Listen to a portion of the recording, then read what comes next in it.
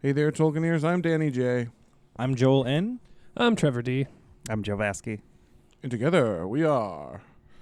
Keep on Tolkien. Yeah. This is Keep on Tolkien podcast. We are here covering the final episode of Season 2, Rings of Power. This is episode 8? Yeah. Yes, sir. The season finale. I feel like we were all ready for it. We're all... Yeah. I mean, as content creators, we're ready for it to be over. That's true, right? But no, this is a fun run. Thanks for listening to all these reacts that we've been doing. If you haven't, go back and check out the other ones. They've been right? fun to do. We've been Super enjoying fun. ourselves. Yeah, we're going to do more video content in the future because I think we're finally starting to figure this shit out, you guys. So It's all coming together. yeah. Like and subscribe. Like and subscribe. Okay, well, you want to get into, what's this Yeah. episode called again? So this is episode 8, the season finale of season 2. It's called Shadow and Flame. Should we start with general thoughts? Yeah, let's do our general thoughts. I'm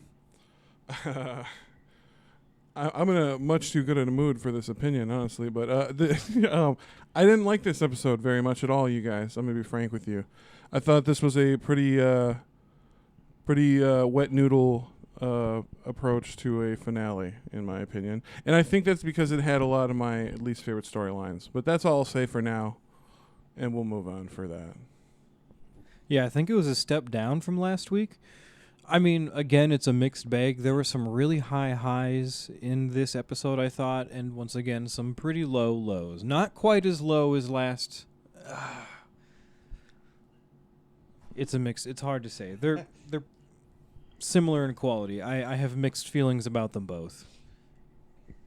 I think generally I kind of like this episode. Well, at least definitely more than I liked the midway through the season episodes. You were not super thrilled on this midway through the run here. Yeah. The middle was a little dull. I think that this episode suffers in the same way that some of those ones did, where the weak storylines are weak and they're not really doing anything good for everything else that's going on. But there was a lot of really cool stuff in this one, some really dope effects. And I'm kind of bummed that we don't get more because of some of the cliffhangery ways this show likes to do things. But that's mostly because I guess we probably have to wait 2 years for more. Yeah, of course. What can you do? Yeah, it definitely had highs and lows for sure. Yeah, I think like Trevor said, some of the storylines are just not as interesting to me, but some of the stuff like looked amazing. Like we're gonna get into it right now, but the Balrog scene was a highlight of the episode for me. I would say it was the highlight too, which is a shame that it's in the first 5 minutes of the episode. Yeah, it's like the prologue, isn't it? Basically, it is basically. Yeah. Is it before the credits even? Yeah, it's before the credits even. So yeah, okay, let's get right into it. Yeah. Let's. So we open up in Khazad-dûm, Yep. right?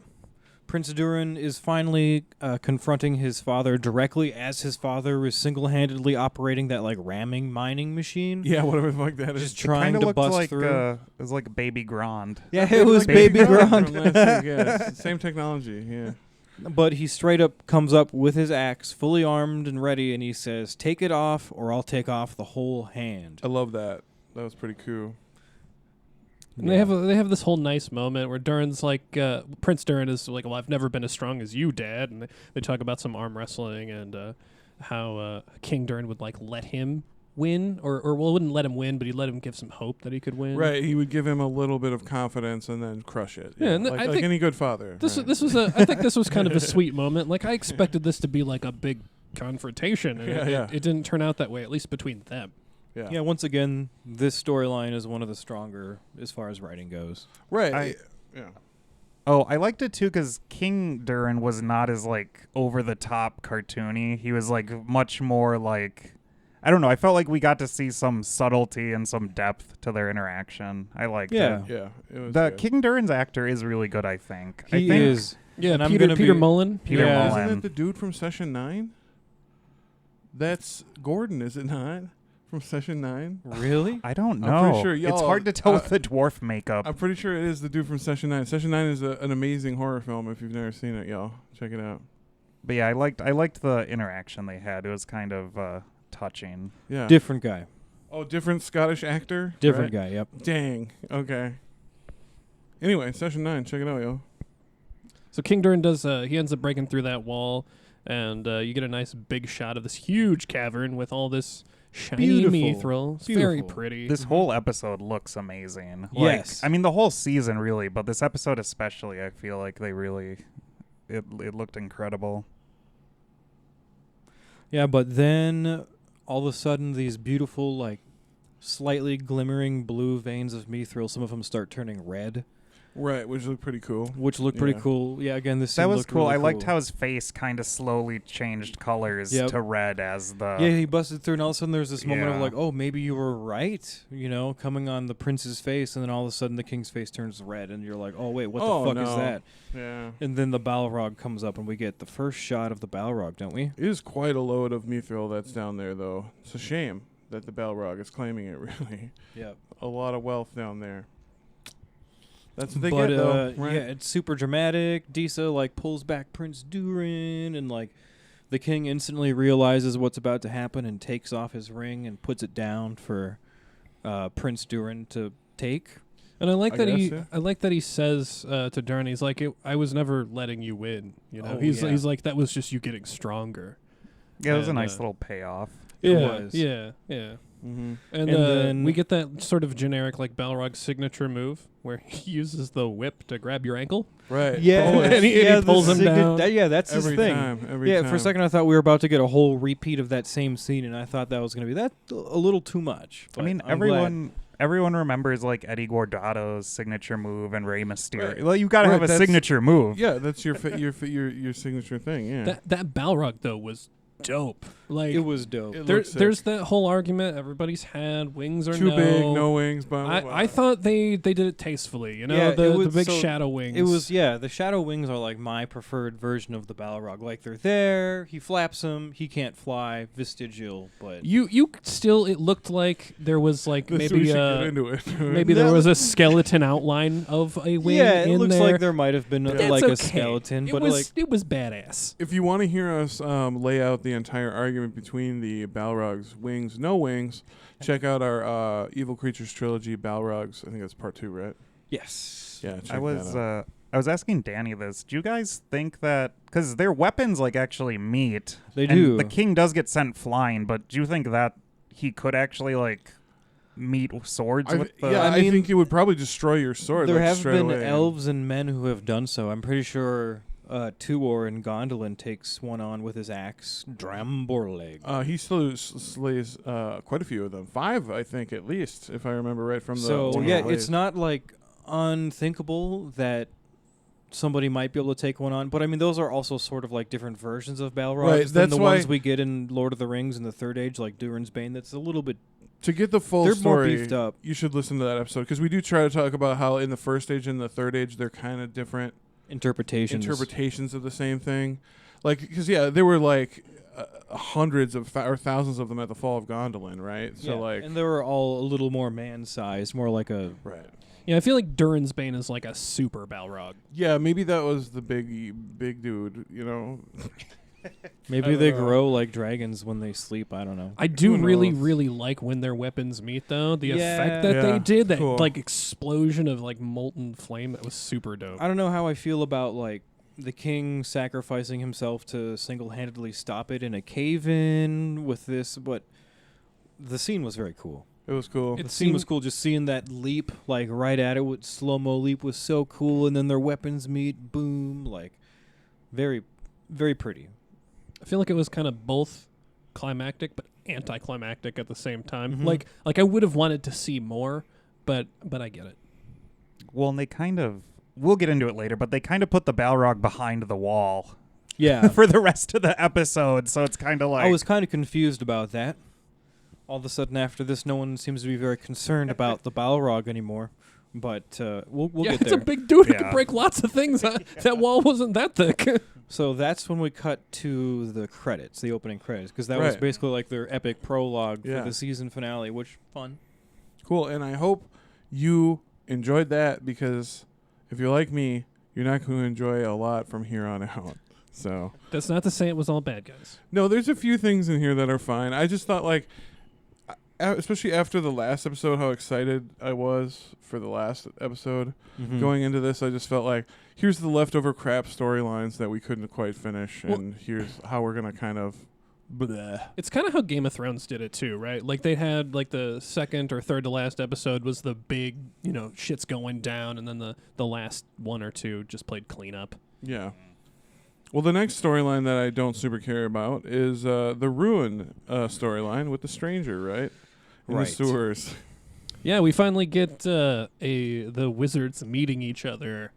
Yes. And we do learn. Oh, okay. Yeah, we'll get into it here in a second.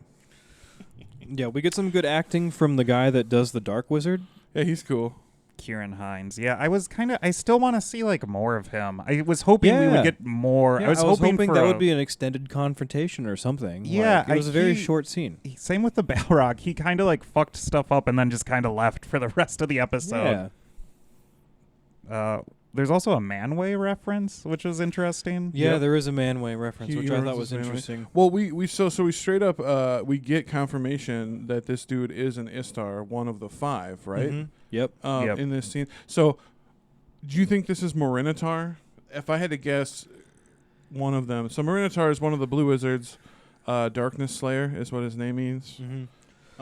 He would be the more aggressive of the two, I would imagine. Well, I mean, I guess since we're shortly hereafter about to name the stranger, I'm not afraid to Yeah. spoil the fact that we now know that these are not the 2 blue wizards, This makes me so mad. which makes me Right. so mad. That was the perfect setup. So then that also makes me Yeah. confused about who the Dark Wizard is. Are they combining the 2 blue wizards into one character, or is this going to end up being Saruman? God, I hope not. Well, it probably I wouldn't don't make sense if he's still dropping that there's 5 of them, unless they're gonna invent a new Right. wizard. Like he even says there were 5. So they're putting the definitive cap on it. And then who are these guys? Like maybe who maybe- is the Dark Wizard? I need to know which one of the 5 he is. I think I just came up with a theory. It's Radagast before he started doing mushrooms. Oh my god. Gandalf's like, try these mushrooms, Try and these then all it mushrooms, calms dude. the Then he's fuck like, down. I'm gonna go live in the woods. And yep. I'm not even mad that the stranger is Gandalf. Like, I know that's later in the episode we learn that. I'm not mad that he's Gandalf. I'm mad that they skipped over having the 2 blue wizards. I think that's a missed opportunity. Yeah. It Well, would have especially been when a you're doing way se- cooler storyline. When you're doing second age shit, right? Like you'd think, like we'll have wizards that are just as cool as Gandalf. Let's bring in these 2 blue wizards. Right. They easily could have did that. And they could have done Mhm. anything with that character because there's not a lot of actual lore for the blue wizards and what they do. So No, you could have done a lot of really cool things with them. I like the Darkness Slayer idea though, because I could see a character like that setting out to slay the darkness and then getting too close to the darkness and kind of Tied getting up in it. corrupted. Sure. Yeah, so. yeah. The 2 blue wizards are Morinitar and Romostamo. Morinitar means Darkness Slayer. Romostamo means East Helper, right? So the diplomat and the warrior, right? I hope that the Dark Wizard is still one of the blue wizards, but I'm just so confused about the wizard stuff right now. Yeah, me too. I do think it's probably Morinitar if I had to. I mean, if they're doing any kind of thinking on it, like it could be a Morinitar. the only thing that would redeem this for me is if they bring in that second blue wizard that we haven't yet seen, and then we get 3 of them. What if that wizard's like held captive by The Dark I don't know. Wizard. I could see them introducing another wizard maybe in next Yeah, season. Maybe Yeah. another wizard, Tom Bombadil. We also, Another wizard. I feel like we didn't really get a great payoff with the Afflicted. No, In not the at all. scene, they No, kind of not like at all. threaten the Dark Wizard, and he just kind of like Pushes him off. Our people yeah. used to be kings. That's what they said. And then earlier Joel said they were speaking Adonaic too. So like there's clearly like some kind of storyline there. We didn't get any. I don't know if they cut it out or what happened, but there was zero payoff there. Zero. I wanted It to was see really them weird. unmasked too. Yeah, that's what Also, I figured we'd at yes. least get that. Yeah, what are they afflicted with? Yeah. Want to Please. see that? Just fate. depression, Yeah, they just- anxiety disorder. Yeah, they're just they can't function very well, man. Well, all right. So just back to the scene. There's a whole like conversation about like the Dark Wizard seems to be like he's trying to do good at first, right? Right, he's right. like he's trying to be nice to the stewards and the hobbits, and yeah, he betrays the masked dudes. But stranger Gandalf says something along the lines of, "Would defeating Sauron would that suffice? Would that be enough, or would you want to become a successor?" And he's like, well, we could both become his successor. Yeah, let's both do it together. And I just love that. I do like that the stranger's like, man, I would rather walk in the desert forever, nameless and forgotten. Like, I would Pretty rather. cool of him. Yeah. Pretty cool. I mean, of him. that is a Gandalf quality. Whatever. right. but- Is Gandalfian. We see Gandalf becoming Gandalf, but wrong time and place. Yeah, and then, of course, the Dark Wizard gets upset and collapses the whole valley on all of them, and all of their smiles are all crushed, and people die, and it's dramatic. And he's kind of just like, he just kind of tells Gandalf to like find him eventually, or he'll find him, something or like that, yeah. Yep. That was just how I was they, hoping uh, for more. I ominous. was really hoping for the wizard duel, but So Yeah. this is the prime example of why I thought this was a limp noodle / limp dick approach to, like, this was not, like, why even have this in here if you're not, like, there was no resolution whatsoever. It was just like, okay. What was the point of this? You just wanted to give them a little more screen time before the season ended without resolving anything? Was it in their contract, or did you feel bad or something? Because, yeah, it made no sense to me. So, I don't know. Yeah, I thought it was dumb. They should have had a fight. It's unfortunately that Yeah. they didn't. Yeah. I'm Nope. hopeful for next season, I guess. But that is kind of like, I don't know. It's like that's 2 years 2 away. years from and, now. Yeah, like, Well, the next place we go to is Numenor, where Farazan is receiving word of Sauron's deception, and he ultimately then blames Miriel for having allied with Sauron / Halbrand in the past. So he's using this as an excuse to arrest her and anyone faithful What? to her. Well, I think he really it believes was it. it was a stretch, but yeah, the logic is a stretch. But it seems like he really believes it. Like the Palantir showed him something Exactly, that yeah. got him. Yeah, I think that's what we're very supposed to be upset. led to believe, is that the Palantir Well, tipped him off. They just really have not explained to the Palantirs at all, have they? no, they do. Like- They do whatever the writers need them to do. That's what the. I mean, that is do. convenient if you're a writer. Yeah, oh yeah, but I agree. I wish I had something like that in my writing where I could just, Yeah, and at one point, I love when they try to arrest a bunch of the faithful, and they're like, "What's going on?" And Farazan like shows this guy a letter. What the fuck? This is all stupid. Who was that letter from, and what did it say? Who is this? yeah, I letter remember from? we like went back we and know were it- like, what was this? What Yeah, just like, happened? We know that it's revealing that is this where we- Halbrand was Sauron and Miriel was friends with him at one point, but like, who is this from, and like, how does this fit in? Like, what's going on here? So stupid. Well, and so then they go on to start arresting everybody who is faithful. Right, yeah, and it's this big stink. Like, I feel like we didn't get enough like build up in Numenor for this. I don't know. It seems weird. Yeah, it seems like there's not enough substance. Seems like we're for- missing something. for it to go where it's going. and then Arian runs off to warn Elendil, which I think she kind of does get her like little redemption arc that No, I've we been, we yeah, find out that that I've been she's talking about. she's a raging moderate. She's like, She's this is too. This is actually This is locking too these people far. is too far. They're my arch enemies and they're destroying society, but getting rid of them too far for me. That's her. No, I don't get this whole. Yeah, she's gonna have a redemption arc. I think you're right. Yeah, so she warns Elendil, and he goes and meets up with Miriel, and they both avoid getting arrested, but Miriel will not agree to leave Numenor with him. Instead, she gives him a sword. She gives him Narsil. She gives him his Narsil. own sword. Was this? Isn't that cool? Was she like giving it back to him, basically? I think this is the first time he's receiving it, if I was interpreting this scene correctly. But then which she is, said, "Receive your lordship." So is she like now naming him Lord of Endunier?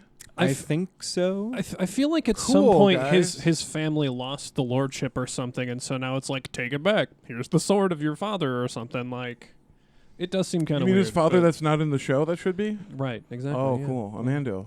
I'm Amando. Fuck him though. we yeah, did he's, get an Anarian reference though, which Yeah. I thought you'd be happy We did? about. I I missed would it. be happy, but the way that all his other children are, I'm not so excited to meet this. third Where, one. All his where- other children suck. Yeah, They do. Isildur do. sucks. Arian or whatever sucks. Like I don't. Wait, I where don't- was this reference, and who said it?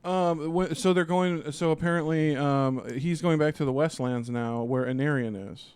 That's what. Oh, they said. Elendil. Elendil Yeah, is. I Yeah. think Elendil says it. Oh. He He says does, my yeah. son Anarian is there. Yeah. So But it- that's where he leaves It's off to. funny that Okay. he hasn't mentioned him the whole season. Yeah, They the mentioned first him time you once. name Right, drop yeah. was right at the end of season 2. They mentioned him once in season 1. Yeah. By the way, I got another kid out there. Yeah. Well, So then we stupid. go All back this- to yeah. the Eregion region, where Austin Etel is fallen, and This was a sick shot. yeah, I it loved was this. really cool. It was all like, I don't think it was all one take, but they made it seem like it was just Yeah, all yeah, one they big really did. They swooping seamed it together take. really well. Yeah. Yeah. No, this part was really cool. I have nothing. I have no complaints with any of the Fall of Aragian stuff. Like for the most part. Well, Yeah. No major beats. all Once the we fighting actually and- incorporated Anatar properly into right the as story. he's supposed to be. Yeah.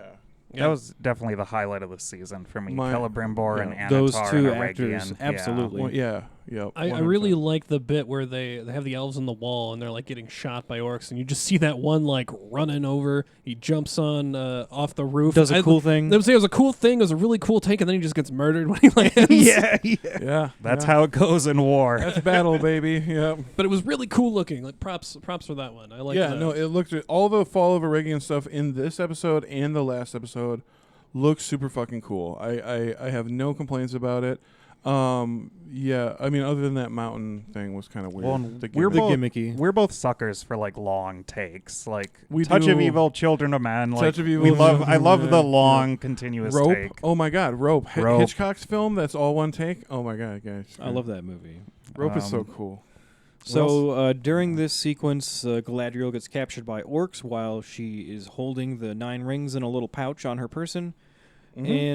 And she puts up no fight, basically, so that the elves around her can get away. Well, she's like, yeah, "Take she's me." kind of escorting the women and children out of Aragian. Yeah, So- she's like, Yeah. take me, let them go, and for whatever reason, the orcs agree. So, and then we cut back into the top of the This tower is where the brutal. forge is, and I loved this. This I was I like love a this too. this This is a is cool. golden scene right Yeah. here. Sauron is basically torturing Celebrimbor for information on the rings by shooting arrows into him. Saint Sebastianing him. Yeah. Yeah. Yeah, and he's just getting Boromired, and he looks fucked up. He Yeah, does well, not look like He he's having looks a good time. barely alive, but still alive, and he's just...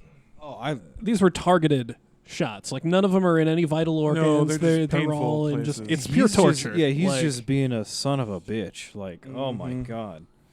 It was creepy too how he was talking about how the orcs get bloodlusted and like. Well, he's- he's also, like, he walks up to Celebrimbor and says, look what you've done to yourself. And it's like... That's another and weird. he looks at him like, the Remember fuck? that's that, what the fuck are that's you that talking whole, about? that whole abuser mentality that he has, right? Yeah. Like towards Celebrimbor, like you, like look what you've done to yourself. Look what you made me do. Look what you made me do. Yeah, there's literally people will punch you in the face and then be like, "Look what you made me do." Abusers will be right. Like that's the kind of person he's being right now. And Fucked I feel up. like Sauron is one of the few characters who actually like shows his age in terms of what he knows, right? Because he mentions the fall of Gondolin Mhm. and how the orcs had a blood frenzy there. Like, He earlier did, in the yeah. season, he His smithing mentions skills. really important men throughout the ages. Well, like, because Sauron knows that twisting knowledge is a good way to manipulate people, right? Controlling their history, controlling their lore is a good way to manipulate entire cultures of people, which he's done for a very long time. So he's this is his thing, right? You know? yeah, he's good at it, even if Yeah. he denies it at Yeah, some points. you can. I mean, even we see that even in our culture today. You know, feeding people out of context bits of history to get them to believe your way of thinking, right? There's a lot of cool, I think, just dialogue between these two. I mean, Yeah, there's one 100%. thing that's really not, but we'll get to it. But this scene does in particular have some really good dialogue. You're right. I love that he says something along the lines of like, there's ways of keeping you alive, like to torture you and get you alive. Yeah, because Celebrimbor says something like, "The rings are beyond your reach, and soon I will be too." And then Sauron's like, "There are ways of keeping you alive. Do you want me to experiment that craft Yeah, on you too?" must I show you my mastery of that that's craft right. as well? Oh. I feel like Celebrimbor almost goaded him a little so that he would kill him because it was kind of Yeah. Celebrimbor's like probably just better for him. I think that you're he right. dies. Yeah, I think Yeah. you're right. I think Celebrimbor realized that at this Well, point. I love how he also sat and talked about going to the halls of Mandos and stuff. Yep. That was Where really you'll cool. never go. Where you'll never go. Yeah, I an love east that. wind that you can't follow, Yeah, something you like can't that. follow. I love that. Yeah. Yeah, well, and he calls that craft treachery. So your only craft is treachery, Yeah. Sauron. Yep. And but Celebrimbor, he's not going to give in. Well, not anymore, anyway. He knows better, I guess. And Sauron impales him with a spear as a result. This is And, brutal. Brutal. Lifts him with the spear up onto a pillar, which I think is a reference to how Celebrimbor dies in the books, In right? the books, yeah. Yeah. They use Because, his body as a banner. Yeah, you yeah, know. Yep. yeah. Display in war. So we were I- wondering if they were going to go as dark, and Yeah. they definitely did go dark. They got with they all got of pretty this. dark. There's They still a chance they could, right? Next season, because who knows what they did with the Fingers body crossed. afterwards. Maybe they will take it there. That'd be. I mean, that's fucking terrible and dark, but that's canon and true. like to and I see- would love. To I would see like it. to see Honestly, it, I'd like to see that actor back. It's I very love him. impactful. Yeah, I love that even actor. if it's a corpse. Even if It's just his even if you're corpse coming tied back to a pole. Yeah, even if you're coming back to play a corpse, come back, dude. You did really well. Hey, he killed it as a live person. I'm He- sure he'll yeah. kill it as a Yeah, corpse. as a corpse. Yeah, I mean, yeah, seriously. This is where we get into the line though, where he's Yep. telling This took me out of it so hard. Anatar that I liked when he was like, "You're not the master of the rings, you're their prisoner." Right. I loved that line, But then, but then there was the line. you're the Lord of the Rings. He drops. He looks at him straight. He might as well have looked into the camera and been like, "The Lord of the Rings," With like a Yeah. wink, like, and everything. Yeah. No, I just I don't know, that took me out of it pretty hard. I think it's funny when, people use the titles of things in things.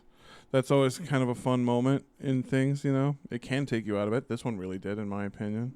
Joel kind of liked it though, didn't you? I did actually. I didn't mind it because Thought it was corny. the title, "The Lord of the Rings," is actually the title of a person. It's true, It's true. Yeah, and it is technically Sauron. it's true. It's just, And it's a if little you too on the were- nose. If you were ever to use that line or establish that title ever, I feel like this would probably be the most appropriate time and place. I mean, it makes... And it didn't take me out too much. I was like, oh, he's gonna say it, and it was appropriate. I don't mind it too much. Like that was how I felt about it. Like I get really upset about some of the rehashed repeat lines, but this one felt somewhat impactful, and I thought it was appropriate. It could have been delivered worse. I'll say that much at least. It wasn't like totally out of place. I just thought it was real corny. I think That was- in that was- in our modern times that we live in a vacuum, Joel, you're right. In a vacuum, you're right. But we're not in a vacuum, and because of that, it is corny, and I didn't like it. It was a little corny and took me out a little bit, but I think I was also kind of like, this scene is so good with the actors that I'm willing to kind of... I'm willing to overlook it. I'm just saying I was like when they said it. That's all I'm Yeah. saying. I was loving the scene up until that point, and then I literally like when it happened. You know what I mean? Like that. That's all I'm saying. I did it ruin the scene for me? No, not really. But did it definitely like hiccup a little bit because of that? Yeah, in my opinion. So a little bit more on the Celebrimbor stuff here. There's a moment that we call the moment of foresight, right? Yeah, I think he almost calls it as much in the show as well. Yeah, and this is one of the things that I thought was cool because this doesn't happen, right? As far as I'm aware, in the text. Not with Celebrimbor. Not with Celebrimbor, right? But we talk about in Tolkien all the time. There's a lot of prophecies made, Mhm. right? Yeah, this definitely happened. Like the foresight of death is something that happens to several characters. Oh, We've got a whole series on We got a it. whole- the, yeah, the check Doom out trilogy. The Doom trilogy, Doom yes. trilogy. Yes, prophecies is part 2, I think, right? Yeah, but he makes a straight up prophecy about the Sauron's eventual fall, right? because of a single ring of power. Because of a single ring. Mm-hmm. But little does Celebrimbor know it's like the one ring that has not yet been made. Right, yeah. Yeah, I don't think Sauron realizes that yet, but... I love that. Maybe he just gave him the idea. Wouldn't that be funny?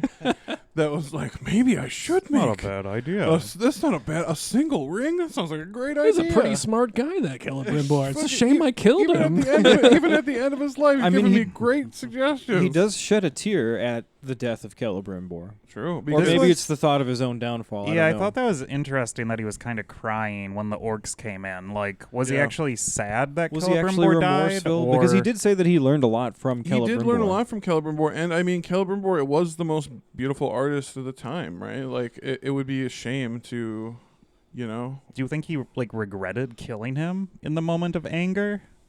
I I don't think know. it's hard to tell with Sauron. Like, I think it could go either way. Either he does feel that kind of empathy and like, oh my god, like this is sad, or it is kind of all part of the plan and he knew the orcs were coming, so he's like, well, Glug's kind of a sappy orc. I'll just cry. I think if I'm being charitable towards Sauron, I would say that like he was more just like, it's a shame that this dude who was so talented had to die for me to achieve my goals. Because he does crave efficiency Right. And yeah, and like and order. and Sauron does believe. That's the thing about these guys, these evil guys, right? Like Morgoth and Sauron, they do believe in beauty, right? That's why they stole the Silmaril. That's why Morgoth stole the Silmarils, because they were the most beautiful fucking thing ever, right? So like even these evil guys that profess to love only evil want beauty in their lives. You know, Yeah, it's a their thing that they crave. idea of beauty is just not good. Right. It involves a lot of suffering. Well, and the things they'll do to achieve it is Yeah. not cool, right? Yeah. So this is also when Glug comes in and addresses Sauron and asks him if he is Sauron. I liked the little callback when he was like, I have many names, like he told Celebrimbor. Right. Yep. I feel like this guy just has an identity crisis. You think he's- Personally, yeah. he doesn't want to go by any one name. Like, I don't know. I don't want to commit to any one name. So then we jump back to Peligir, where Theo has another lovely bonding moment with Isildur regarding their mothers before Isildur leaves to go sail back to Numenor, or try to anyway. I really didn't. Just I really two don't care characters I about could- I either of could their not. mothers. I could not care less about this. Yeah, I was just we both at the same time when me and Joe were watching it together. We were both just like, wow, I could care less like about. I was getting little flashbacks to like the Batman versus Superman Martha scene. Oh yeah, Yeah, why did you no, say a little more? bit, They're like yeah. bonding over their dead Oh, their moms. yeah. I feel like these scenes fall flat a lot, at least with Isildur and like that whole storyline, because there's not a lot of substance to it. Like the writers tell you what you need to know for the scene, and you don't really feel anything for the characters, if you ask me. Like, I don't feel attached to Isildur or anything he's doing, because it all just kind of seems to be, I don't know, improvised sometimes. It's literally he's fucking around. Like, what is he doing? What are his goals? Like, it took him forever to get to Pelargir. He's and now falling he's in just- love. Yeah, he's just He's fucking around with falling this chick. in love. Oh yeah, we'll get more into This- that later. Oh my god. Well, she comes in. Yeah, it's in literally this the next scene, thing. Yeah. Oh, it's literally the next Yeah. thing here on the list. So Well, let's get into it. Estrid. Then. So Let's. first Isildur tries to convince Theo to come with him to Numenor, and Theo says no. He likes being a low man. And then Estrid comes in and confesses her feelings for Isildur, and Isildur tries to convince her to run away with him to Numenor also.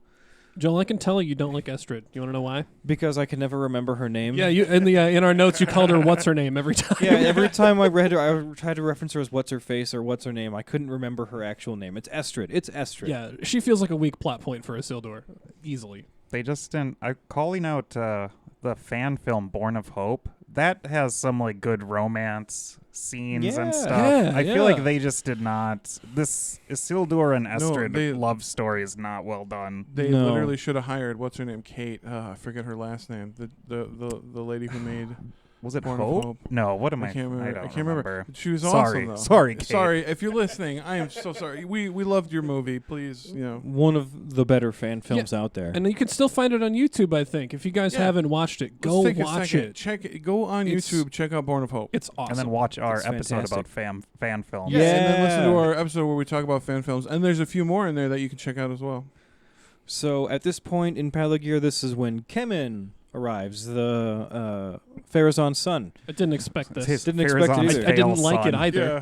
Yeah, he's there with soldiers to rebuild Peligir. The I'm goal is basically to turn Peligir into an active fortress, like a military base for Numenorians in Middle Earth. Like they're like, we're here and we're setting up camp. And I'm he, here to bring fascism to Pelargir. and he doesn't care about anybody who's there. Like Theo, Nope. multiple times is trying to like get into contact, like being like, "Yeah, you gotta honor our agreement that we had." And he's like, "Oh well, Fuck that shit. actually, we're taking over, and if you want your supplies, you're gonna go cut down some trees, You're bitch." gonna Yeah, get he's us some basic- wood. He's being the bad colonizer. Oh, yeah. Oh, they're- yeah. they're being- Is this?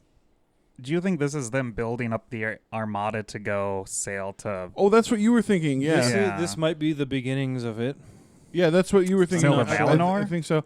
But because I don't know, are they going to do the Battle of the Guathlo and like the Well, fall of a like? Are they going to do I any of that? assume that they're going to do some battle where the Numenorians come to capture Sauron. Maybe that's what this is building up to. I but think it might be. Hopefully, yeah. So, maybe. so do Oh, you I think don't that's? want that. Are they going to? So they messed up the fucking timeline. The so timing bad. is so messed So up. We do you don't even think- know how or where they're going to go with it. Like, Are they going to take Sauron back to Numenor after the Battle of the Guathlo? when they save the day after the fall of Eregion? Are they even doing that? We'll see, I guess. We'll see. It's so messed up. Like, I don't know how you guys got to this point. Like, you messed it up so bad. I don't know. It's awful. It's really bad. It's even worse than the Peter Jackson trilogy with the Dunedain stuff, and that's saying something. Yeah, this is just weird, right? It doesn't seem like finale worthy. That's I what think I said. This Yeah. was some of these scenes kind of felt like momentum killers a little bit to me, where like because some of the scenes in this I'm like really digging, and then we get to this and I'm like, Yeah, what is this slow burning, barely developing? And it's not like any of this stuff matters in terms of the timeline of the show, right? Like this isn't linking up with Eregion or any of that stuff that's happening. So you could have done this sooner. yeah, the stakes then are a left- lot super low in these scenes, whereas Yeah. like Yeah. you have Celebrimbor getting murdered by Anatar. It's It's not a good palate cleanser, guys. No.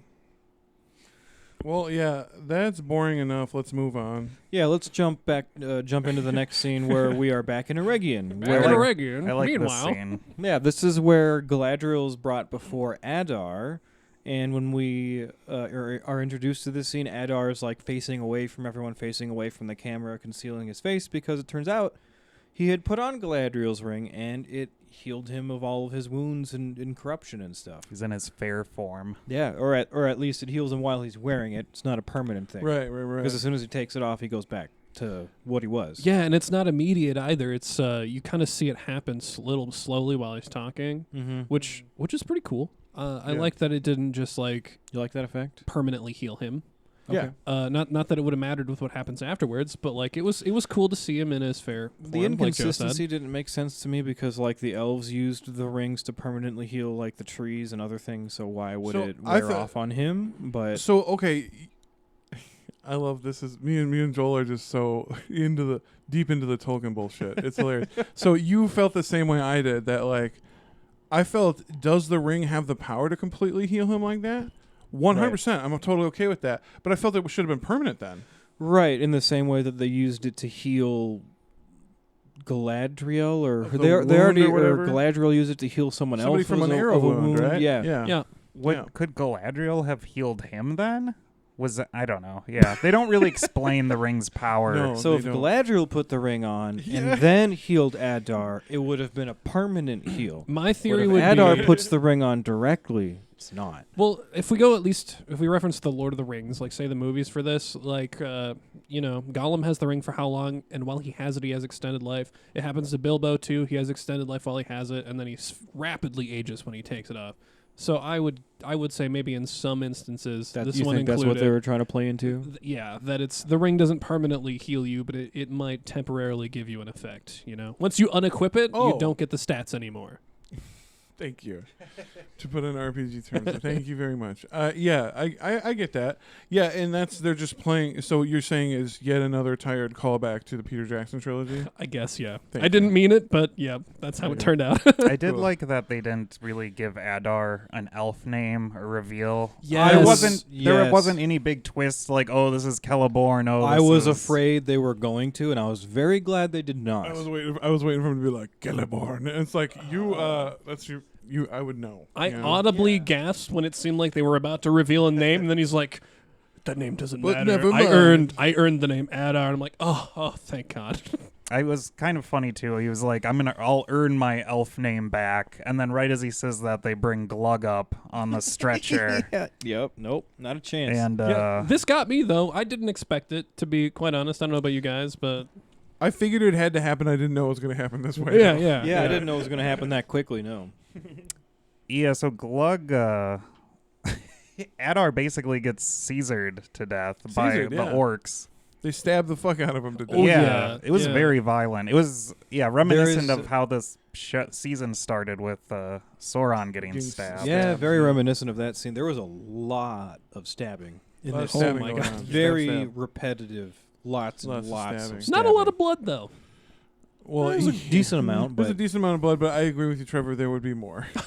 Yeah, if you've seen any crime scene photos, it would There'd be be a more bath. blood. There'd Yeah. be It would be a It mess. It would be a And then mess. Anatar shows up too as this is going down. Mm-hmm. Yeah, a wild Sauron appears. Yeah. Yeah, and Galadriel hasn't seen him as Anatar yet, right? So this is her first time. Yeah, you're right. Yes, that's true. I didn't think about that. Yeah. I also loved the shot of Adar's POV of all the orcs like looming over him, stabbing him, and there's like drool and Yep. it would be It's pretty horrifying. It's such an awful death to get stabbed by His own orcs. crazed orcs. It's weird to think that so many mighty people in the history of Middle Earth, that was the last shit that they saw.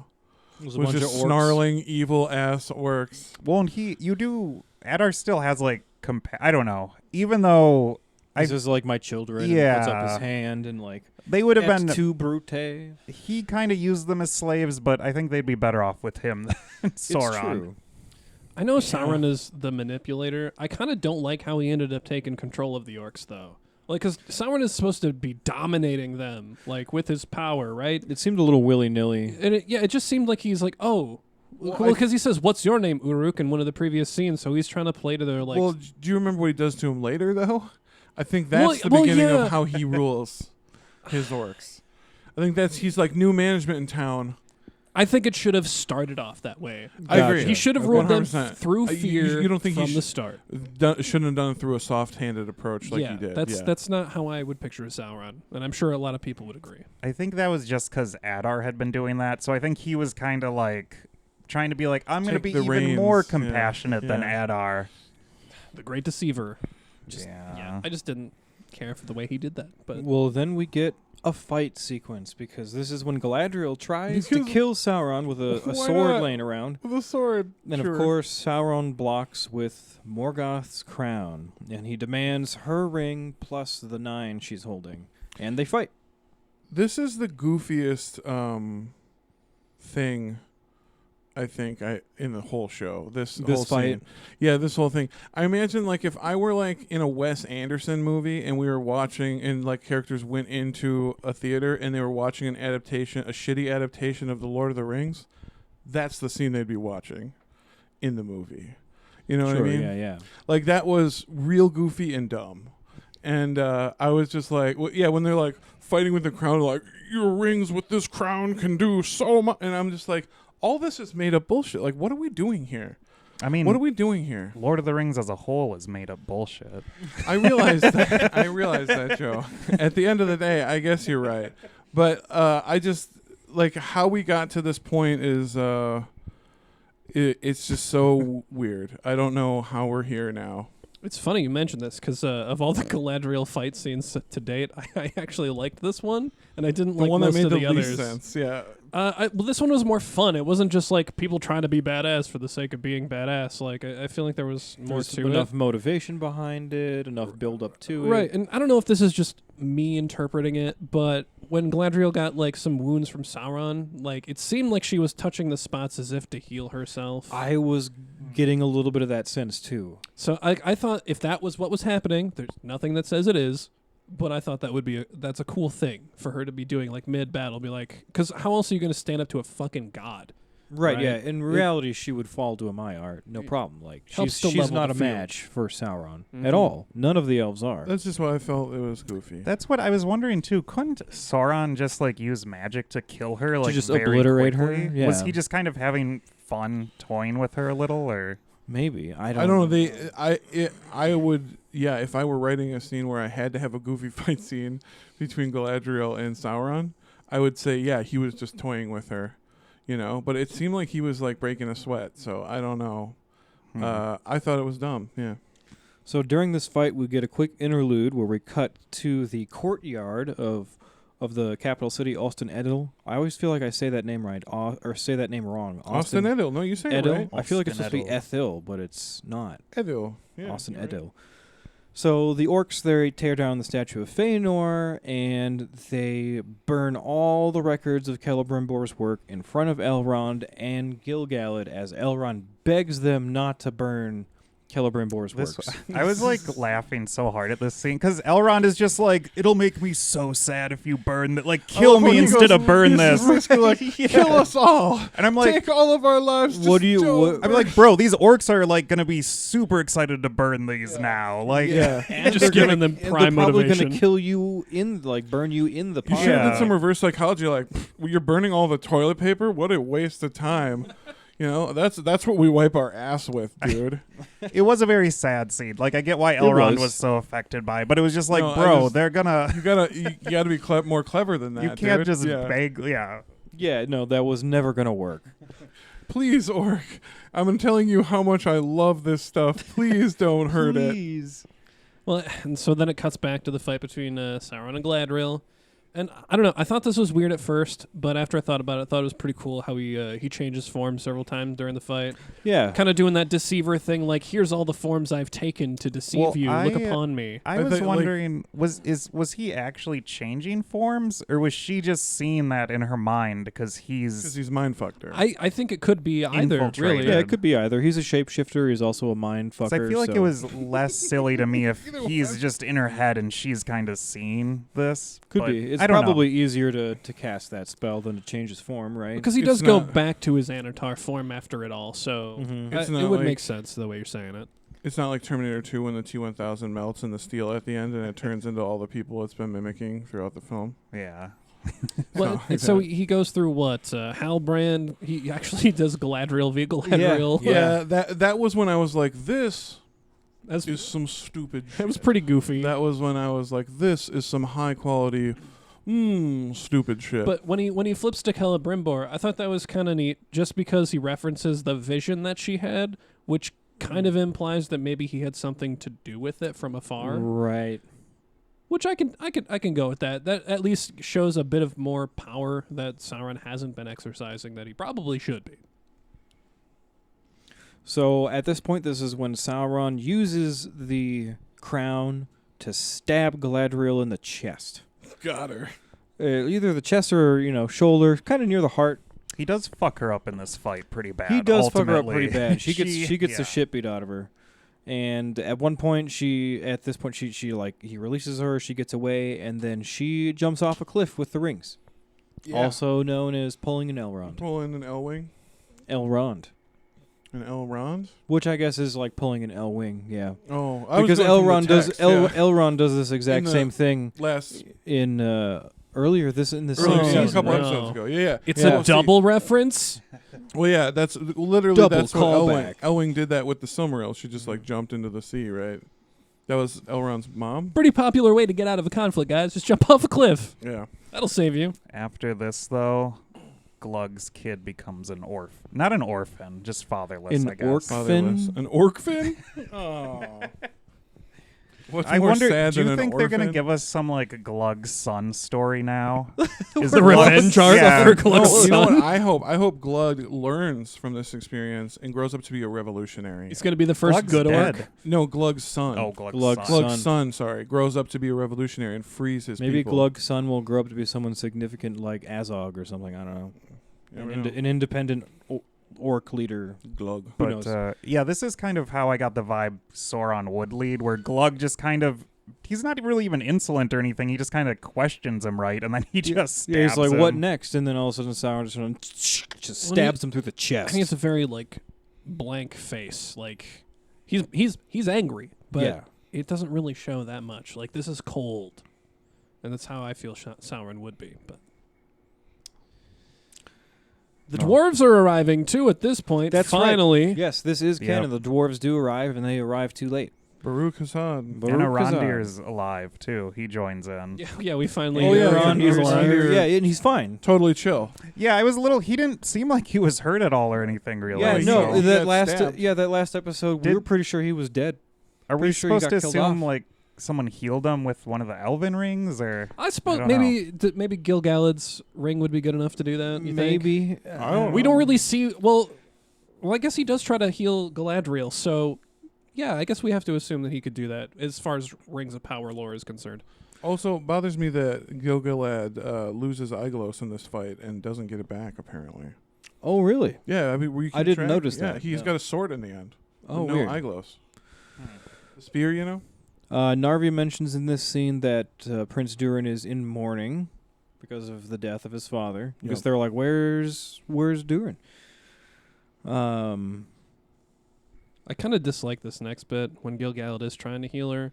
Yeah, Gil-galad tries to heal Galadriel's evil crown wound, but says he can't alone. He claims that her very spirit is being pulled into the Shadow Realm. It was reminiscent of Weird. like Frodo's wound, where Very they're like, much. he's It's supposed to be like a It's- Morgul wound. It's clearly. true, and I guess like whatever. I guess if Morgoth's crown could do that, whatever. But it wouldn't do that to Galadriel. Yeah, no, it like, wouldn't. It wouldn't. She's already present in the unseen world as well as the seen. Like, and this is what they reference when they say Shadow Realm. So she wouldn't be pulled into it. She exists simultaneously in both because she was born in Valinor.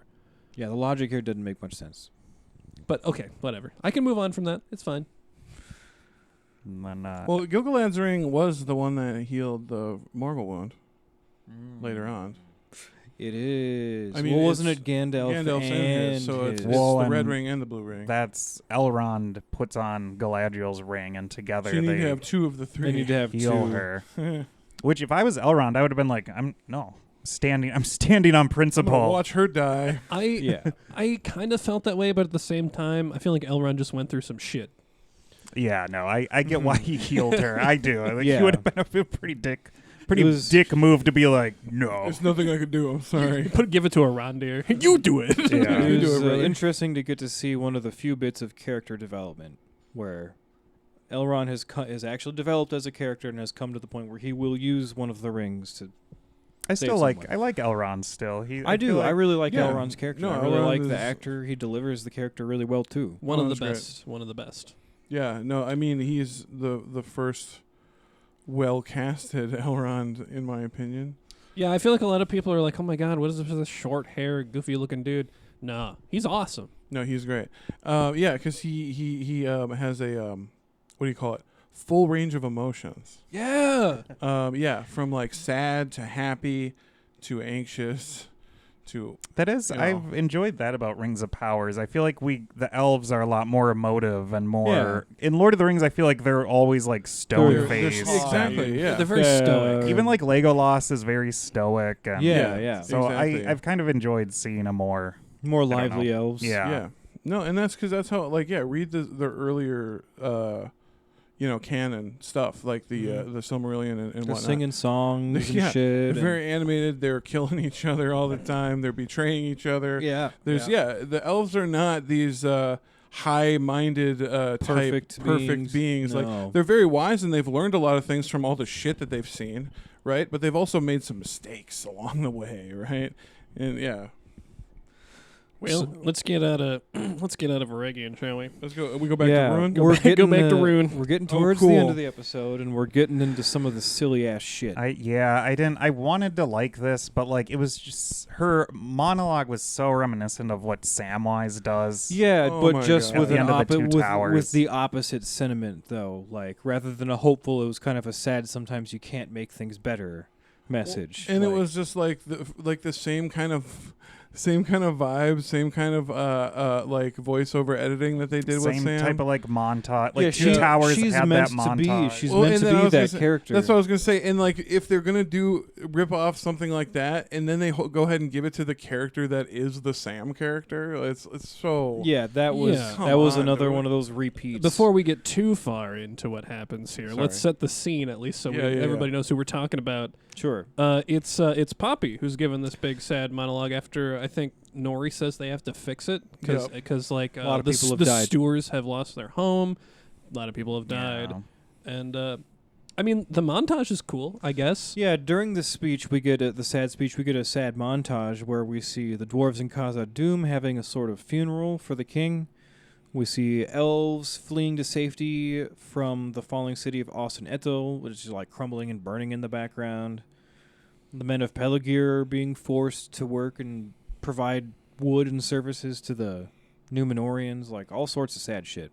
Oh, and of course, we get a shot of Isildur being a sad boy as he sails away, watching Estrid on shore hold hands. It's could so care with her less. I fiance. totally forgot that she had a fiance. Yeah, I know. That I keep they like did nothing with. I don't know. And It's that so guy doesn't weird. seem to care at all. Like you think He's real oblivious too. That guy That needs situation he is needs so to pay weird. attention to his partner be a little bit more attentive. I to don't That's a her little understand- victim blamey though. For I don't know. I think you should this dude he's pretty absent. well, like he's clearly not invested enough in the relationship to see that she was clearly in love with some other dude named Isildur that's gonna go off to Numenor. I don't know. I just all these characters suck so hard. It's pointless to even argue about their motivations because they're so poorly written. well, yeah, especially the fiance. I don't think he has any lines in the No, season. I So don't think He has a couple few- very short one-liners, but yeah. Remember me? I'm your fiance. Yeah. Yes. And then they Remember, you love me, right? remember you loved me. You said you loved this other guy just a minute ago, but remember me, right? But the sad montage continues with a shot of Muriel in handcuffs in Numenor, and Hey, Isildur. those are some good-looking handcuffs, by the way. Those are Gilded. Those are good. A gilded Or- cage. I For think her. they, Yeah. I think they matched her attire They pretty did. well. They yeah. did, which is funny.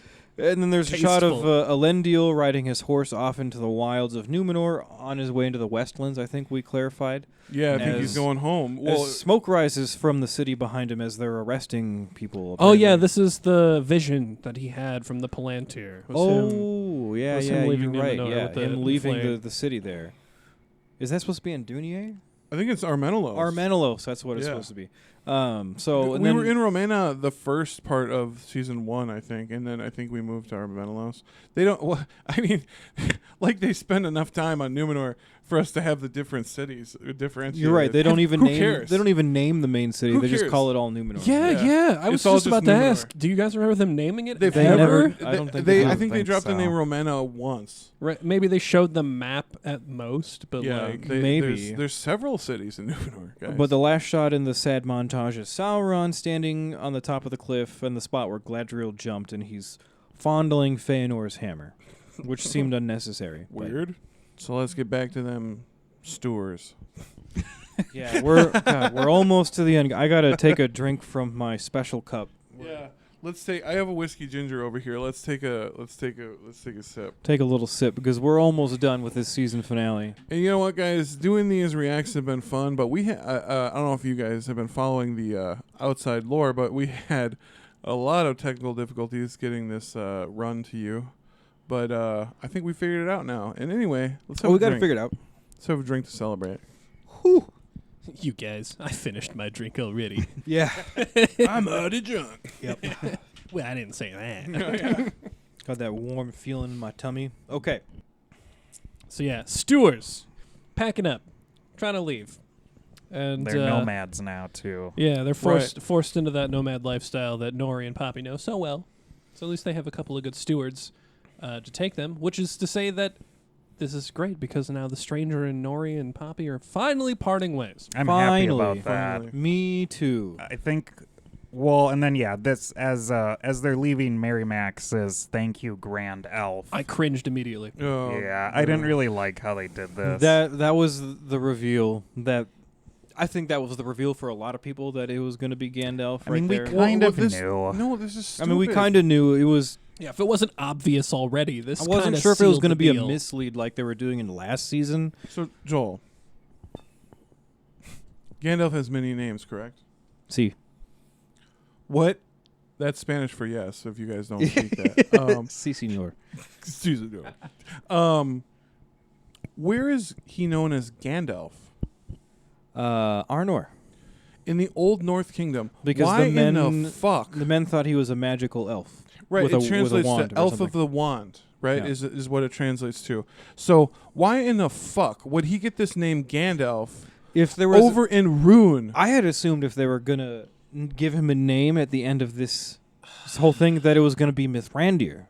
Exactly, Okay, because that's what I that's thought it was. That's Hold what on. most people know him as. Hold Gandalf is on. an ass backwards name for him. But he didn't like outright say I am Gandalf. He said that's what they'll call me. But I mean, yeah, same thing. He found Come his on, name. They Trevor. addressed his name. He found his name. He in acknowledged Spanish, his I name. mean, in Spanish, when you introduce yourself, you say "me llamo," which doesn't mean my name is, it means I am called, They call me. or they call me, right? Well, Gandalf's that's not fine. Spanish, though. I know that. No, I think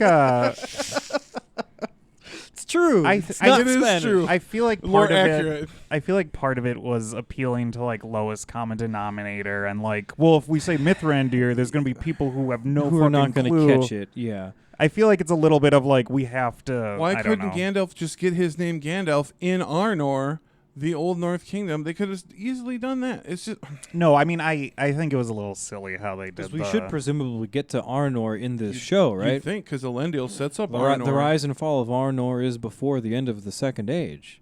Not the fall, but the setting up of Arnor. The rise, Yeah, excuse yeah. me. Yeah, so Elendil sets up the kingdom, and then Isildur's sons, the Isildur's line, rule it for quite a while.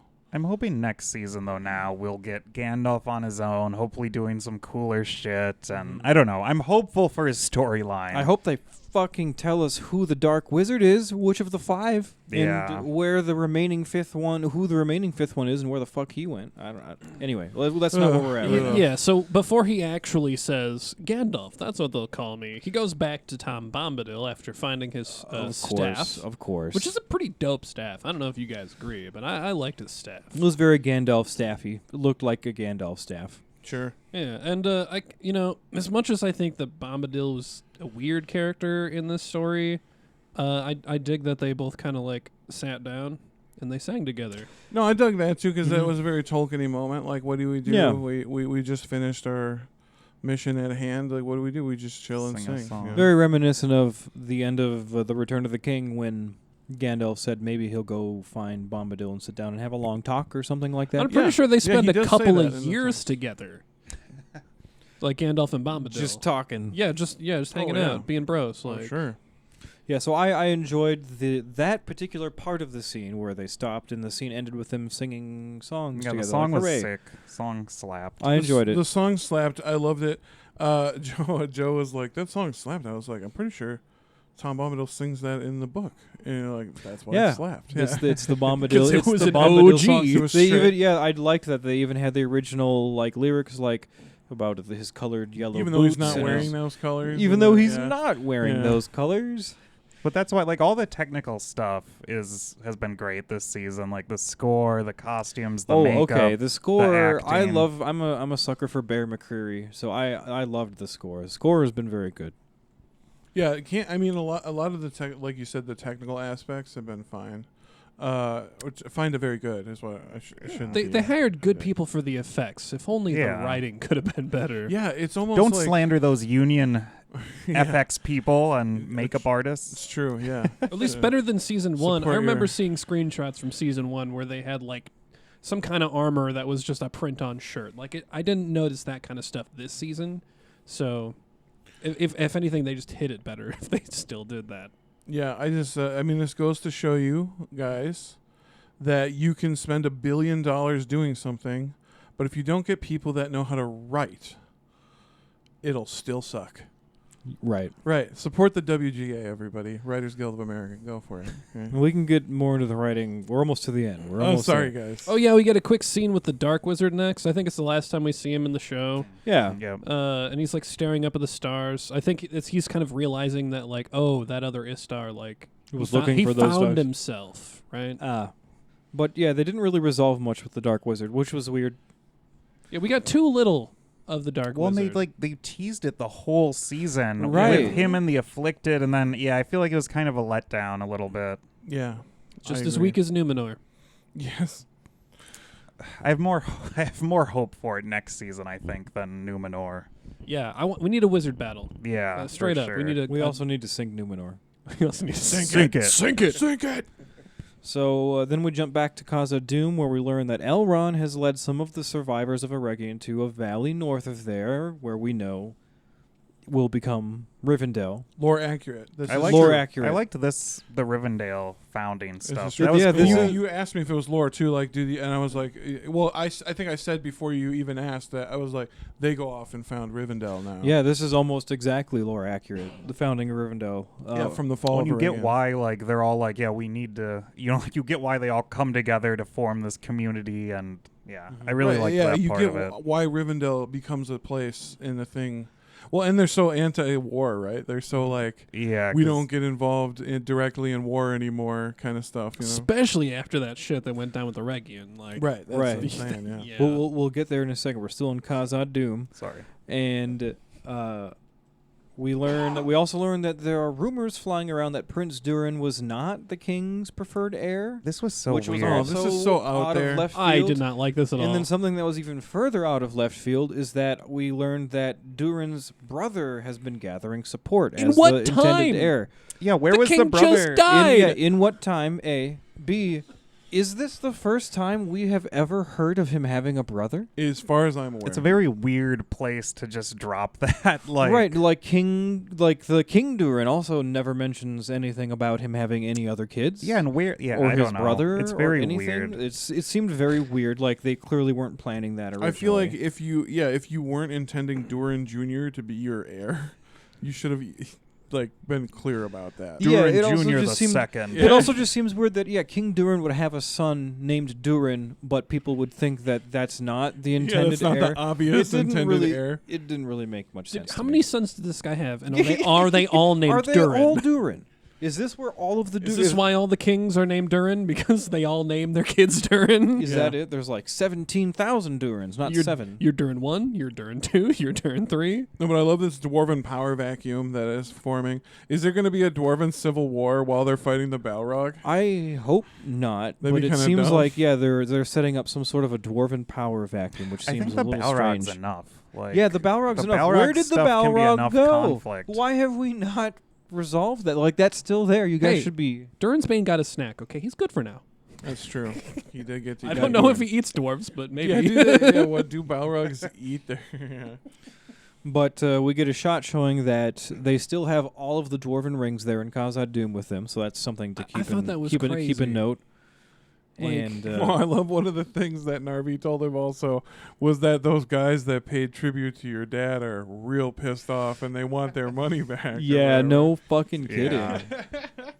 Good luck. That made me laugh. I was like, oh. Well, I think it's I don't know, it's kind of weird. Like in the very beginning of the episode, King Durin takes off the ring, and it seems like it was only after he realized that he had done fucked up. Yeah, when he realized he was about to die and he like truly fucked up, he And- took it off. And it like I thought for just a moment like, okay, so maybe the ring didn't corrupt him. Maybe he just got a little power hungry just with the greed taking over, and now that he has this new skill, tool, whatever to use, like, Sure. maybe he's not that corrupted because it seemed to take it off pretty easy after the shit hit the fan. Yeah, once he realized he But- was about to die because of it. But also, meh. I don't know. He just seems like a greedy motherfucker, especially if they still have all the rings. Like, you didn't distribute that. It seemed like you got a lot of gold. Like, right. what? Yeah, that was the trade, right? Like, give us half your shit and we'll give you the rings. He still never Never gave gave them him the the rings. ring. Yeah, I understand why they want their gold back. Jesus. So, okay, now we get to the final scene of this episode and the whole season.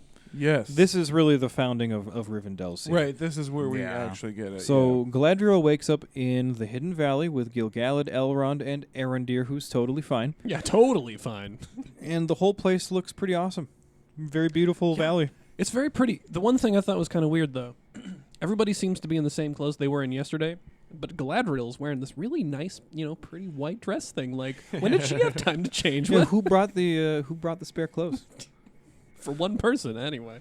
Elrond mentions that they used the elven rings to make this place a protected sanctuary, which I guess I was a little curious as to what that meant, because I don't think we ever get something said so literally about Rivendell being like protected by the rings in the text, do we?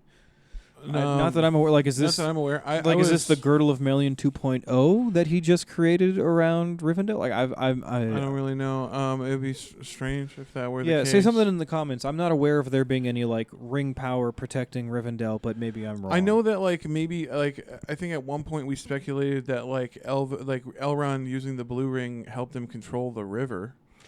Right. Like yeah. at that like that But was I- one thing, but I don't like as far as like There, protecting. yeah, and there being like a hiding protection Rivendell. spell, like again, like a girdle. Like, I know don't it's know hard how to else to explain it other than it being like a girdle, yeah, of Melian 'cause 2.0. Well, I know Rivendell's hard to find, right? It's But like, I thought that was just a feature of the geography. Like that's it's a kind of hidden, what I figured a hidden too. valley. Yeah, like, it's a hidden Well, valley. Galadriel uses the ring to help protect Lothlorien much later, That's true, right? yeah. So I suppose you're right. maybe it's just a stretch a little. Maybe it's not that much of a stretch. Yeah, Let us know what you think. Galadriel's ring actually warps the space-time Yeah, that's true. in Yeah. Lorien. Did you know shit. that? Yeah. Yeah, the time The actually passage moves, of time is It weird. moves different while the Fellowship is there. Like the stars move different and like everything. slower or faster?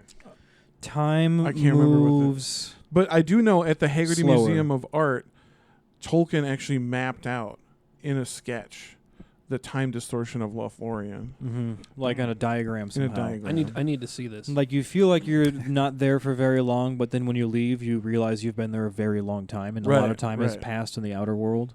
Mhm. Oh, that seems almost deceptive. That seems almost evil now that you said it that way. Almost evil. My 1-year-old child's 40 now. Shit. Damn, time really does fly. So at this point, Gil-galad says that they need to decide. They either need to get ready to go fight Sauron's army, like go now on the offensive, or they need to go back to Lindon and fortify, their capital with defenses and people. And, the sword or the shield. What are we going to do? And they all look to Galadriel to decide. And she quotes Celebrimbor and says, we need to remind the people that power does not defeat darkness. Light does. And I have no idea how that is in any kind of an answer to what they need. It feels like there's been zero decisions, and they obviously they decide they're going to hang out there and create Rivendell, it seems, but You'd think. I don't understand how that addresses either of the things that Gil-galad just... It seems like more of just a concept. Like, obviously, light will banish darkness. Like, darkness is the absence of light. And I guess either what I'm side getting could at have here is power, that but the dialogue was shit. The dialogue was shit here. It didn't make fucking sense. Why would you give, where it's important, it's imperative that we need to make a decision here or there, and neither of those decisions are made, and everyone's like, oh, yeah, we're going to make Rivendell now, okay. And it's like, okay, so we're not going to go attack Adar's army, and we're not going to fortify Lindon. I thought it was Fuck super both goofy. of those things, I guess. I don't know. When Gil-galad holds his sword up and everything, and everyone's cheering, that just seemed so weird to me. Like, it didn't seem. What was the resolution here? I don't understand. I'm pretty sure that was kind of the end, right? Yeah, that was it. And I just thought that was weird. Like, it didn't seem like one of those moments where you would hold up your sword because is everybody magically listening to your conversation? And you didn't say a word, you just held up your sword, so that just means everybody's like, Yeah, I know what that means. Oh, hey! Yeah, cheer, woo! They're total lemmings. I get if you're at a concert and everybody's into the crowd. Oh, look, it's I liked the spirit of this scene. It was cathartic, kind of, after the everything spirit that was happened. there, but the dialogue didn't. I match. thought this was Goofy. I thought it was a good scene, a better scene to end on than some other things they could have done. Yeah. I'll agree. Sure. I They think maybe could have executed inspirational. it better, but Yeah. the intention was good. If, It if was a maybe they positive explained a message. little further to the audience that this was going to be Rivendell, maybe it'd make a little more sense. And I Like a don't know. lot of things in Rings of Power, it Right. needed more substance. Yes. Yes. But that was the end. On that note, I'm going to take another sip. We that made was We made it. Whoo! Yeah. whipping out the special cup. That was the end of season 2 Season finale 2. of Rings of Power. Yeah. Hopefully you enjoyed these reacts that we've been doing. Should we? If you're Should we do a quick how we felt Ye- overall about season yeah, 2? yeah. about season 2, sure. Yeah. Season 2, better than season 1. Really, really up and down though. Really inconsistent. Wish we would have a little bit more consistent level of quality, and I think that is mostly due to the writing, and I'm glad to hear that they are getting some new writers for season 3. That is something, we need But- to address. It was announced recently that they are getting all new script writers But here's the thing. for season 3. They still are fucking up because we haven't got our email yet to be writers on the show. Bezos. Bezos, call us. We'll do it for cheap. Fuck, Well, we still need to make a living. Hold on. Okay, no, I know. I will do it for free if it Just makes so the that show better. if Yeah. we are not further ruining the content. Yeah, no, they fucked up by not getting us as writers, I think. But anyway, yeah, I am looking forward to see what happens in season 3, I guess. But yeah, better than season 1. Season 2 started strong. I was excited for it. It was seeming to be a lot better than season 1. The mid of the season got very mid, as Trevor so appropriately put it. And then the end got just kind of wacky. Like Wacky is a good word for it. the highs, there were a few high highs, but there were also such low lows. It was just all over. It seems like they were going places that they didn't know they were going to go back in like season 1. Yeah. And it feels like they had solid writing at the beginning and then they lost it. Maybe I'm just again interpreting that myself, but overall I think I liked it a little better than season 1. It felt a little more established. But it was still quite disappointing. Yeah. I think what Joel's really trying to say is, like, if you know any writers, find them and give them a hug, because their job is hard, all right? Writing is hard, and these people are not doing it up to snuff as far as we're concerned. And that's why I'm not sure how to feel about the fact that they're getting new writers for season 3. Like, is this meaning it's going to be an improvement, or is this going to be a further decline in writing quality? I'm You never nervous. know. I don't know at Could this always point. get worse. This is the show that never needed to be, that Bezos willed into existence. Where are we going to go? I don't know. Where are we going from here? So, what about you, Trev?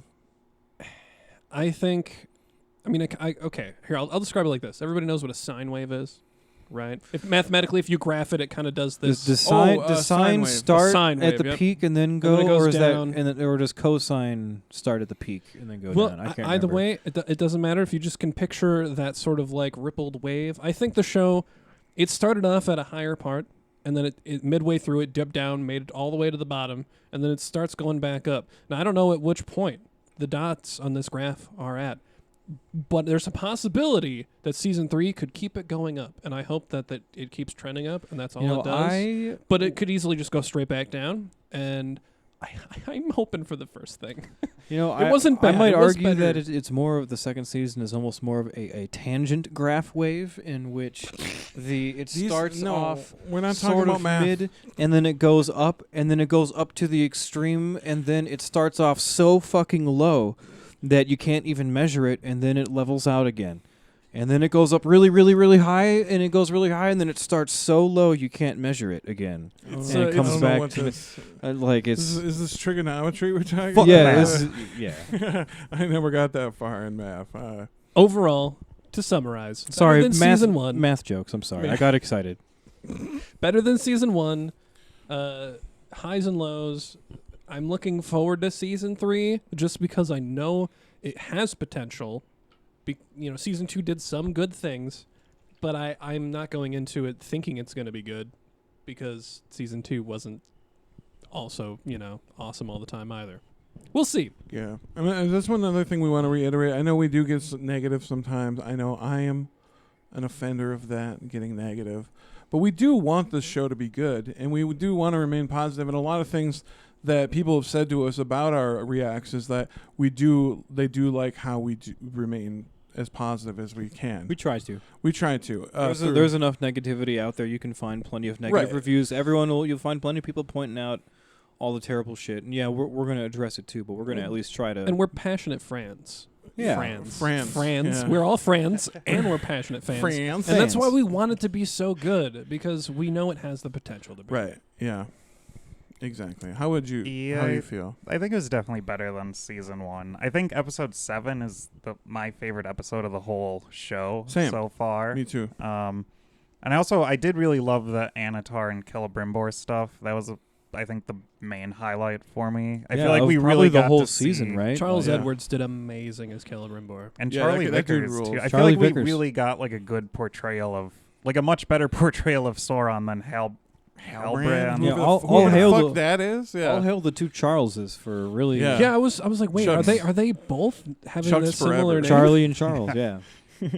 But there are a lot of storylines were pretty iffy, but I think the high points kept me I'm excited for season 3 just to see where it goes, and the acting and the technical stuff is all really good. So I like that at least. Just write better, please. Yeah, how Oh my about God. this? Does anyone think anything other than the writing could have used major improvement? Honestly, probably not. Like, honestly, Like, I can't, like, now that you put me on the spot, I can't think of off the top of my head something else that I have as much beef with in this show. it suffers from writing. Is 'Cause the writing. It's got the acting. Okay, all right. I have one thing. Okay. And this might also just tie back to writing, but It's lighting, huh? it is not. It is not lighting. I would. Everyone's throwing out the inconsistent lighting of the sun angles and like I've seen multiple people get on about that, which is fucking funny. Bro, but it's- like, it's- I feel like if anybody put that much effort into just about any movie, you'd probably find those lighting You're inconsistencies. 100% right. Joel, But and it's just silly. there's Well, something- and lighting sometimes is it's a Subjective. feel. Yeah. You're like showing It's what the expressionistic. character is seeing, or what which isn't always 100% like real Google life. Expressionism. Come back and we'll talk. Okay. Watch some Giallo horror movies. That Yeah, is there some you go. lighting. So You'll this- learn a bunch of This stuff. probably does come back to writing, but it's the way that they organized all the events. Like we're saying this last episode. Oh, that's totally writing. Yep. Yeah, it's like they. Well, that could be editing too, maybe. It could be, I Maybe. suppose. Yeah. Although I mean, editors, you kind of just follow. you what's can't laid out save before you can't yeah. save scenes necessarily. For these storylines that aren't directly connected, I would have been more interested to have all of the Isildur shit happen in maybe 1 or 2 episodes on its own, we could have Get it over with. and then move on to the other stuff. Same thing with with Gandalf over in Rune. Like, I didn't need to be strung along that whole time. There You was could have not- just there was given not it a to ton of me in a development. bigger chunk. Yeah. No. And that's exactly what it feels like. It feels like we didn't get much development out of some of these storylines because they are so spread out. Yeah. And honestly, Numenor, I feel like it's a lost cause. Sink it. Just sink it. sink it. The only good thing that's come out of Numenor is Elendil, Yeah. right? And the sea worm. And the sea worm. Seaworm Shut was the pretty fuck cool. up. Yeah. Shut I'm with the Joe fuck on up. this Sea one. worm was This- pretty sick. This fucking dude. Oh my god. The sea worm was sick if it weren't in a fucking Numenor adaptation. I hope they bring it back for season 3. I hope so too. I bet it will be I'm- back. I bet it'll be They've back. been using the sea worm strongly in both seasons. Queen Oh, Muriel, yes. Queen of the Sea, she's gonna ride the sea worm. That'd be cool. That'd be cool. No, I think they should just sink it because like the only good thing that and I think it's squarely due to the actor. It's not even the writing. It's just he gives such a likable performance, and that's Elendil, right?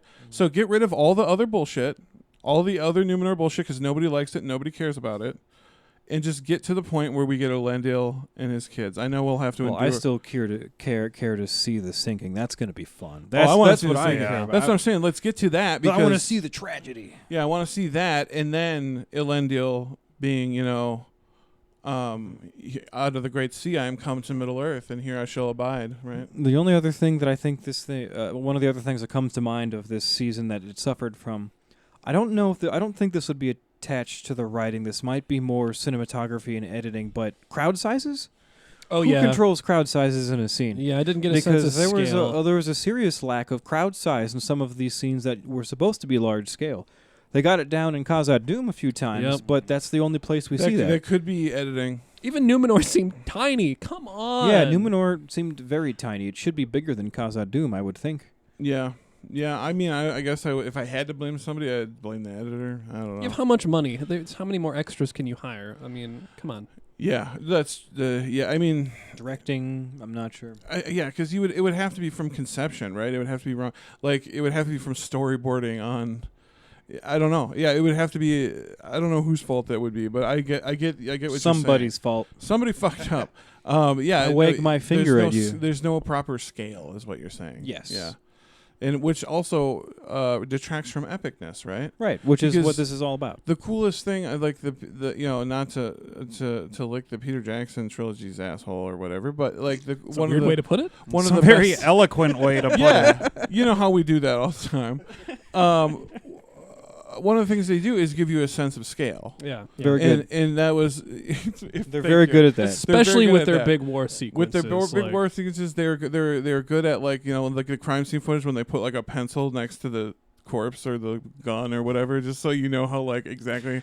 That's Peter Jackson does that, but in a way that's like tangible and cool, you know. And this show does not do that at all. And you're right, 100%.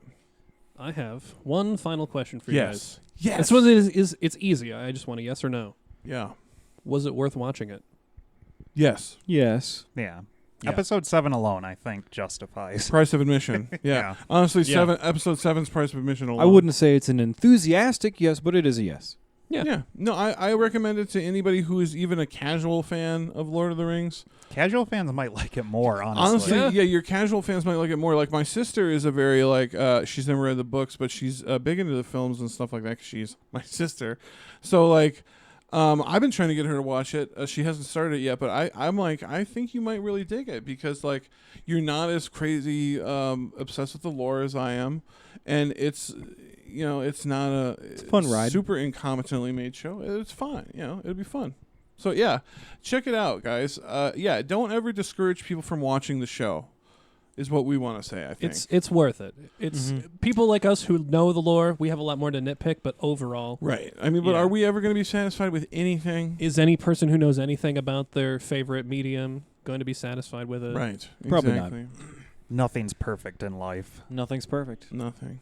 And some things are even less than that. And even so, But that I think that's about all but we've that's got pretty much all for from us. season 2. Yeah. If you guys aren't aware of who we are a Tolkien / comedy podcast that is been going on for we're doing our 100th episode special right Going now. on 7 years at this time. So yeah, check us out. We've been Crazy. around for a long time. A lot of people don't know who we are, so spread the word if you think we're cool. That'd be nice.